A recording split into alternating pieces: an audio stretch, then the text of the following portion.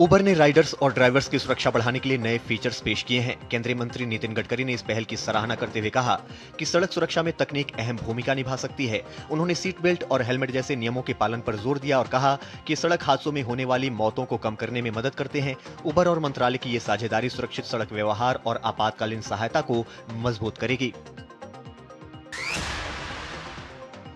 केंद्रीय स्वास्थ्य मंत्री जेपी नड्डा ने नई दिल्ली स्थित आईएलबीएस के 10वें दीक्षांत समारोह में मुख्य अतिथि के तौर पर शामिल हुए। संस्थान की उपलब्धियों की सराहना करते हुए नड्डा ने कहा कि यह संस्थान देश ही नहीं बल्कि दुनिया में भी भारत का नाम रोशन कर रहा है। उन्होंने कहा कि आईएलबीएस केवल लीवर रोगों का इलाज करने वाला संस्थान नहीं है, बल्कि बीमारी की रोकथाम और लोगों में जागरूकता फैलाने का भी महत्वपूर्ण कार्य कर रहा है।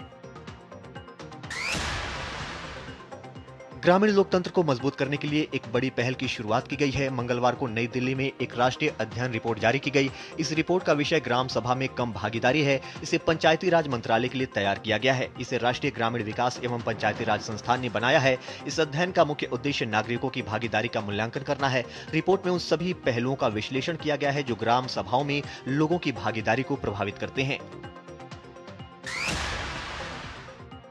संयुक्त अरब अमीरात ने लेबनान में संकट से प्रभावित लोगों के लिए नया मानवीय सहायता पैकेज घोषित किया है। ये सहायता राष्ट्रपति शेख मोहम्मद बिन जायद अल नाहयान के निर्देश पर दी जा रही है। इसमें खाद्य सामग्री और जरूरी राहत सामान शामिल है। यूएई की एजेंसी लेबनान की राहत परिषद के साथ मिलकर समय पर मदद पहुंचाएगी और प्रभावित लोगों की जरूरत पूरी करने में सहयोग करेगी।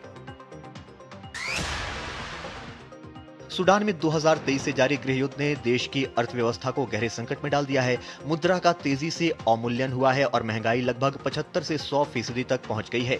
लड़ाई के कारण आम चीजों की कीमतें तेजी से बढ़ रही है और आयात महंगा हो गया है। देश की जीडीपी लगातार गिर रही है और कई फैक्ट्रियां व खेती ठप हो गई हैं। आरएसएफ ने अपने नियंत्रण वाले इलाकों में अलग वित्तीय व्यवस्था और नई मुद्रा की योजना शुरू की है, जिससे देश में आर्थिक विभाजन और बढ़ने की आशंका है।